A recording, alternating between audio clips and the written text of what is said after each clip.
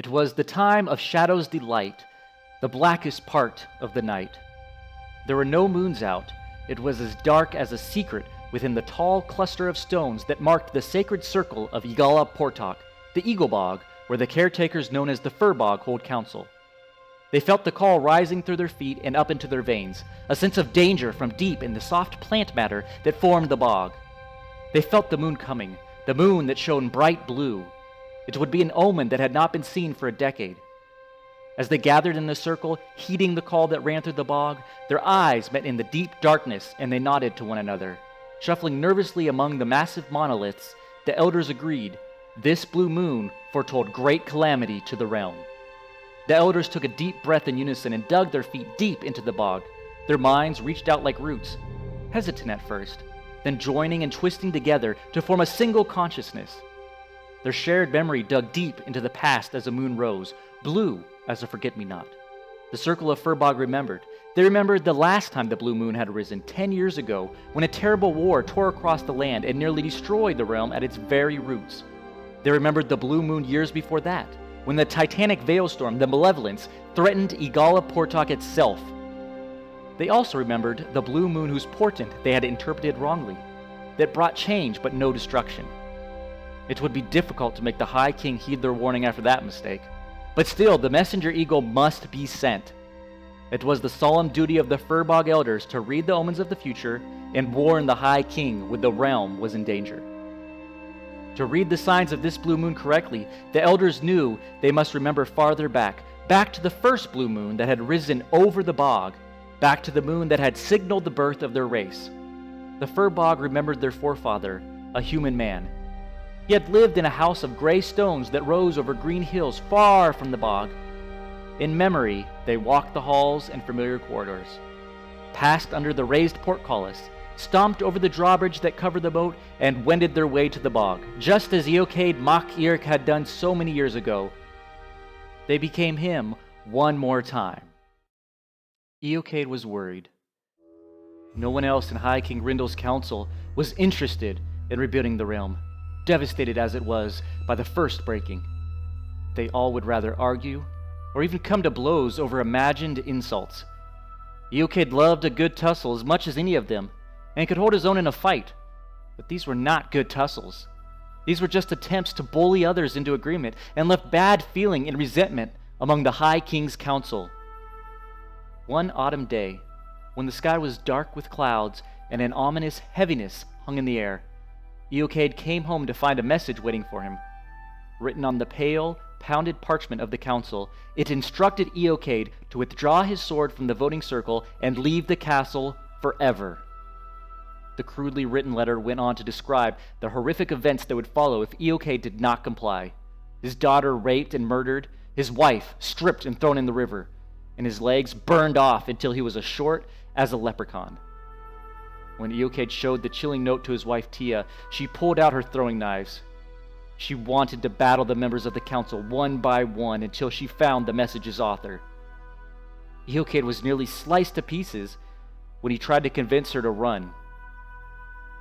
"You are a coward and a skulking rat!" she cried, waving the wicked blades at him.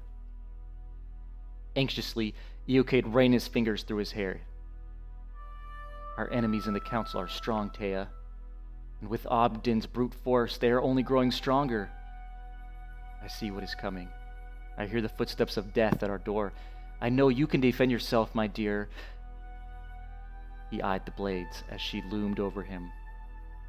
"But we cannot protect little Tiu forever. She deserves to grow up free and happy, not hidden away within walls. I would not wish that kind of safety on her. Besides, I am tired of warring with the fools on the council that want to place the crown on my head. I have no desire to continue this life of politics and greed. We have hunted in the Molin Alun and know its secret paths. Let us go there to the Bog of Allen and build a new life." Tea stared down at him, fierce tears showing in her eyes. "I know you are right, Eokade.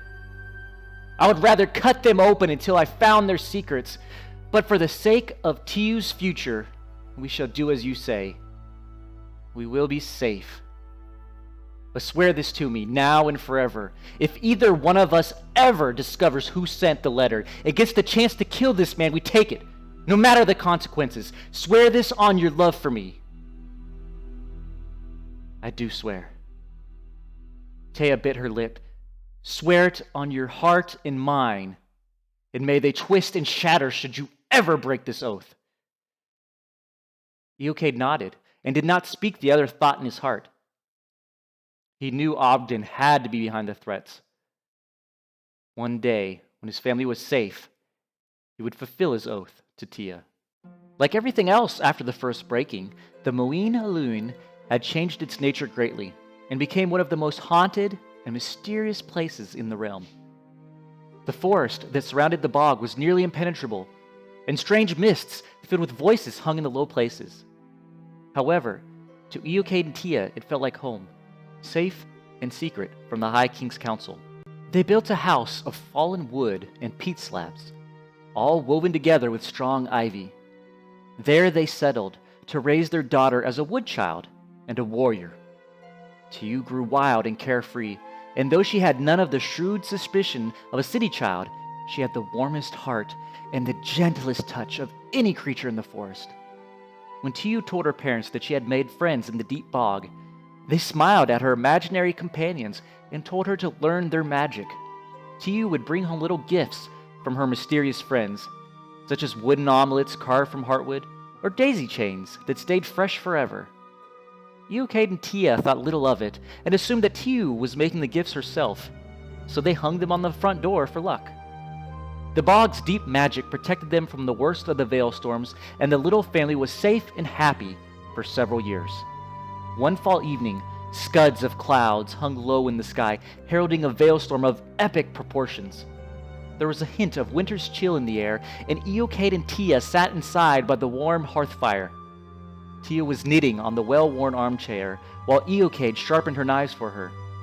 The crackling of the flames over the pungent peat bricks and the whisking noise of his wheatstone were the only sounds as the couple watched one of the moons rise over the bog mist through the window. Strangely enough, the moon was blue. Blue as the wild flowers that bloomed in the bog at springtime. This was far from the most unusual event that accompanied a Veil storm, but something about the blue light that spread over the Moin Alun seemed to herald change, a crisis in the making. Eokade glanced at his wife, where she faced the fire with her knitting and nodded, silently agreeing that it was past time for Tiu to come inside. He stood up and stretched, about to call through the window when he was interrupted. A loud, peremptory knock on the door broke into the quiet pause before the storm. Eokade and Tia looked at one another. This wouldn't be the first time a traveler had come to their home in the bog, seeking shelter from a coming storm. Still, Eokade slipped one of his wife's knives into his pocket before he went to answer the door. Outside were 3 huge men wearing the armor and livery of the High King. Their broad smiles glinted blue in the moonlight. Eokade smiled in return and swung the door open, shaking the amulets and flowers that hung there. Before he could greet them, the men drew their hands from behind their backs to reveal 3 naked blades. Before Eokade could draw his knife, before he could even cry out, the first one punched his throat with the sword's crossguards and rushed inside. One came up behind Tia and grabbed her hair, smashing her head against the end table. Eokade managed to choke out her name before the other 2 massive soldiers picked him up by the shoulders and pinned him against the stone mantle above the fireplace. Eokade struggled for air and kicked as the flames licked at the backs of his legs. A smell of seared flesh filled the room. "Tia, are you all right?" Eokade coughed, but there was no answer from the bundle on the floor. "Who are you?" he demanded. "Why have you done this terrible thing?" The men just grinned savagely in answer. A soft clicking announced someone else at the door. Eokade watched with tears of rage in his eyes as a familiar figure appeared in the doorway, outlined in blue by the full moon outside. He too wore the livery of the High King, though his tabard was embroidered with glittering thread that looked like gold. "Bastard!" exclaimed Eokade as a familiar face came into the flickering firelight. Ogden had grown a beard, and his ruthless smirk was shadowed as he stared into Eokade's eyes. The smaller man continued, "I shall kill you for this, and if my Tia is dead, I promise that your death will not be so swift." "Bravely spoken," laughed Obdin through his beard, "but I would expect nothing else from you." "Release me and I will still kill you," Eokade spat back. "But I know you are too cowardly." "You know you are the coward," Obdin replied. "You were not blessed with my strong will. And now is when you find how much that costs you." With that, the big man sat in the wicker seat by the fire and thoughtfully warmed his hands near Eokade's legs. He seemed to enjoy the smell of seared flesh that hung in the room. "Now," Ogden said as he leaned back, "I have a choice to offer. I would gladly fight, but I warn you, Eokade, you will pay a terrible price. Or do one simple deed for me, and I'll set you and your family free unharmed. Perhaps everyone will survive." "What is this deed?" asked Eokade through gritted teeth. "You will return with me to the city, swear your allegiance to the High King, and confess your guilt for all your crimes." Obdin's dark eyes glittered as he watched Eokade's legs twitch in the fire's heat. "Crimes? What crimes?" exclaimed Eokade. "I have done nothing. Even in the city, I was the only member of the council with a sense of shame." "Shame?" said Obdin. "Shame on you, indeed. You're forgetting all of those duels you fought with members of the council, the threats you made against the High King, the bribes you paid, and the most shameful of all, the unnatural relations you've had with your daughter. Poor girl. We'd best get back to the city soon so you can put all the rumors to rest." "I still have friends on the council. Is Rindle still the High King?" Eokade asked. "Surely he will remember me." "Alas," said the man, "Rindle was declared mad and had to abdicate. I am the High King now. These fine fellows are among my most trusted men. You see," he grinned like the victor of a great battle. For a moment, Eokade just stared at the bundle on the floor that was Tia. She wasn't moving at all.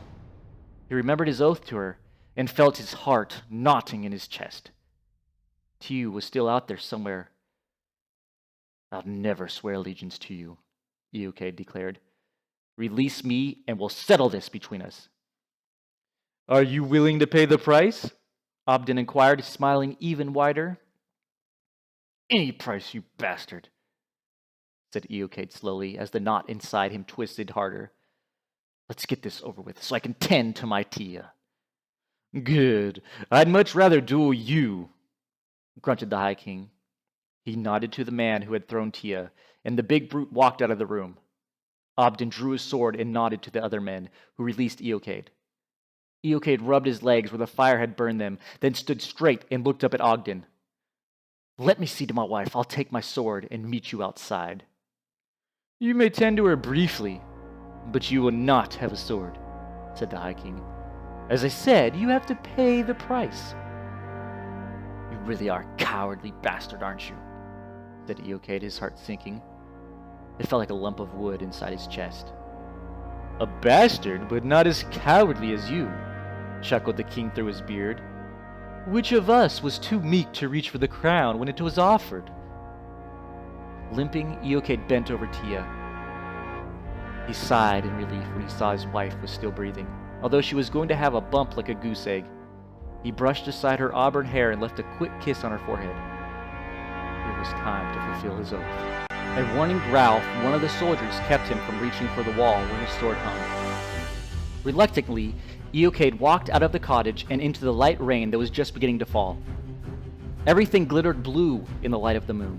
The clouds above, the wet earth, the eyes and teeth of the ruthless guards, and the thick coat of mail on the High King, which matched his two-handed sword. Eokade felt the hard knot inside him again, throbbing with hatred. This was not going to be a fair fight. His best chance lay in his lighter weight and superior footwork. Perhaps he could dance around the king's blows and wear him down. Eokade patted his pocket where the knife lay hidden. One slip and Obdin would find Tia's oath fulfilled with one of her own blades. I know you're afraid. Obdin broke into his thoughts, pointing his blue-tipped blade at Eocade. Just don't think you can run away from me here, the way you ran to hide in the forest. If you try to wear me down with your coward's tricks, it will cost you more than you know. Eocade blinked through the rain that spattered down his face, staring woodenly at his opponent. No answer? I knew you were too cowardly to come to grips, so I have another surprise for you. Obdin shook the water from his beard and smiled. Where is your lovely daughter tonight? Eocade's furious heart jolted with fear. What have you done to her? Me? Nothing. My loyal man, however, has a sick sense of humor. He is drowning her in the deepest water of the bog. Hopefully, she is still intact. But I couldn't blame him if he tasted her sweet honey. You would die for this tonight, and I will save my daughter. This I swear by the old gods and the storms, said Eocade, his breath steaming in the cold rain as he stepped toward Obdin. Then you better hurry, Eocade, said Obdin as he shifted his grip on the massive sword. The longer it takes to kill me, the deeper into the muck she goes, especially with the extra weight she carries. What do you mean by that? Eocade spat and slid closer. When we found the girl, there were some creatures dancing with her. We slew them and tied their corpses to her legs. Like you, she is probably beginning to wish she hadn't made so many little friends, said the High King. Before Obdin finished his words, Eocade charged him like an enraged boar. However, the armed warrior seemed to expect his attack and slipped to one side. As Eocade passed, the king delivered him a swift slash across the midsection. The king's men laughed at that, and the High King smiled at his well-executed maneuver. Eocade coughed, recovering from the blow as he tried to gather his thoughts. The pain of the wound was as nothing to the hatred burning in his chest, knotting his heart. As the storm thundered above, he turned back to Obdin and roared. It was a guttural sound, more like the noise of an injured beast than a man. Obdin only laughed again. The rain was getting heavier, and had almost washed Eocade's blood clean already. The blue glow still permeated everything in the clearing. You never had a chance, Eocade. With or without a weapon, in the rain or in the dry, I am the mightier. Kneel and admit it. Obdin's mail creaked as he lowered his blade once more, pointing it straight at Eocade's wounded chest. Surrender now, and I'll send one of my men to see if your daughter still lives. We'll comfort her. After a few nights with us, I'll set the girl free and give her a gold coin to thank her. Holding his bloody stomach, Eocade stared into the Obdin's eyes. As despicable as the offer was, Eocade knew he had no other option. He fell to his knees before the High King. You give up so well, just as you always have, said the High King. Now I'm a man of my word, so... He turned to bark an order, but in a flash of lightning, he saw the clearing was empty. His men had vanished into the veil storm. Obdin leaned forward, peering into the rain. As though he had expected this, Eocade pushed up from the muddy earth and pulled out the knife in one smooth motion. He leapt into the air and onto the High King, stabbing and slashing. The razor edge slit open Obdin's mouth to his ear, spraying blood into the night. With a gargled yell of pain and surprise, Obdin swatted Eocade away, throwing the lighter man to the ground. The look of fear in his eyes warmed Eocade's knotted heart as the High King tried to stop the bleeding with his mailed hand. For a moment, their eyes locked in pain and rage. Then, without a word, Obdin turned and ran into the forest. Eocade rolled painfully to his feet, intending to chase the man down and slit his throat, but hesitated. He was caught between his oath and his wife and daughter. The knot of hatred in his chest twisted tighter and tighter as he screamed in frustration. He knew what he had to do. After a moment, Eocade turned toward the bog to save Tiu. Holding the still bleeding wound, he scrambled over the roots and moss, slippery in the storm. The Moina loon holds many secrets, and not all the things that lie within its midst are friendly. However, as the storm's power began to reach a fever pitch, every creature was crawling to its deepest hiding place. Eocade was left alone as he bounded from knoll to knoll, following the evidence of the High King's guards tramping feet even in the dim blue light. His own feet were cut and torn by stones and fallen branches, but Eocade paid no heed and sped onward faster than he had ever traveled through the Bog of Allen. He reached the place where dark waters gathered. A deep pit hung about with twisted trees and long vines. Here and there, flowers blossomed bright in the darkness, and old stumps stooped, covered with moss like the rounded shoulders of old men. There were signs of butchery on the bank, bits of broken wood and crushed flowers in the mud, mutilated fingers in the puddles, and even a strangely shaped ear lay severed on the ground. Eocade took a deep breath. His chest burned with the wound and the oath of hatred he had sworn. Then he dove into the rain-splashed water. The scum clung to Eocade as he dove, and in the pitch-black liquid he flailed desperately, hoping to brush against Tiu. Forced to come up for air, he dove back down again, tearing his wound open carelessly. Each time his lungs gave out before he found anything. The storm roared all around, and its magic and wind tore at the surface of the bog, whipping it into a scummy froth. Feeling his strength leave him, even as the malevolence reached its greatest intensity, Eocade cried out to the heavens. He choked through the rain, the swamp water, and the blood in his mouth to swear a new oath. An oath of desperation. The magic of the storm howled in his face as he gave up the thought of vengeance, even of survival. All he wanted was to save Tiu, his daughter. Taking the breath that would surely be his last, Eocade dove down deep into the bog one more time.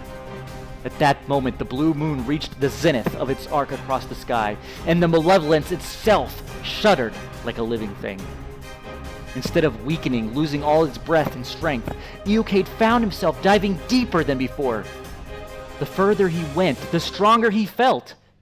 He had become numb to the pain. He thought to himself, but in truth, he was changing. The pond scum that clung to his skin became his skin.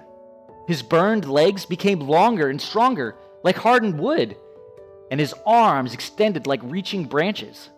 Blinking with new eyes, Eocade found he could see through the murk. There was his daughter at the very bottom of the pit, floating upright but chained to rocks and tiny mangled bodies. He could not cut the bonds that held her below. Eocade had to lift her, and he became even larger and stronger, pulling through the water all the way to the surface. Holding her in huge, gnarled hands, Eocade laid Tiu's body on the bank. He felt terror and hope mingled together as he willed her to live, to keep her gentleness and happiness alive in the world. The bodies tied to her were Lupercan, cut to pieces and beyond saving. It was a long moment, but just as the storm began to lose its force, Tiu stirred. She coughed up black water, vomiting it up in great gushes. Perhaps it was the storm, perhaps it was her father's desperation, or perhaps it was the sacrifice of her dead friends, the Lupercan, but Tiu would live.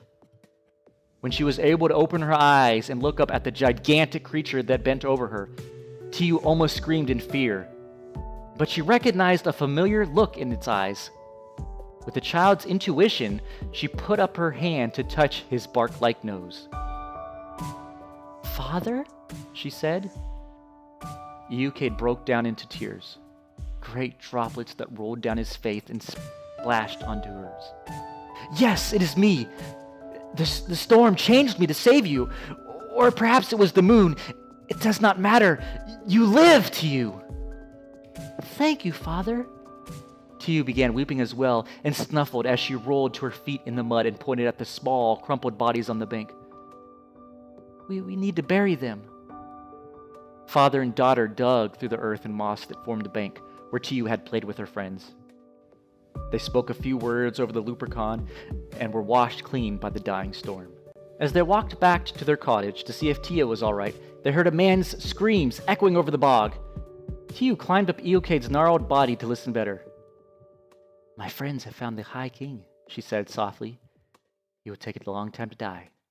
Serves him right. Iuke nodded. He wondered what Tia would say about his oath, and he patted the place in his chest where the knot had been. The flesh there was hard and twisted, like the whorls of an old tree.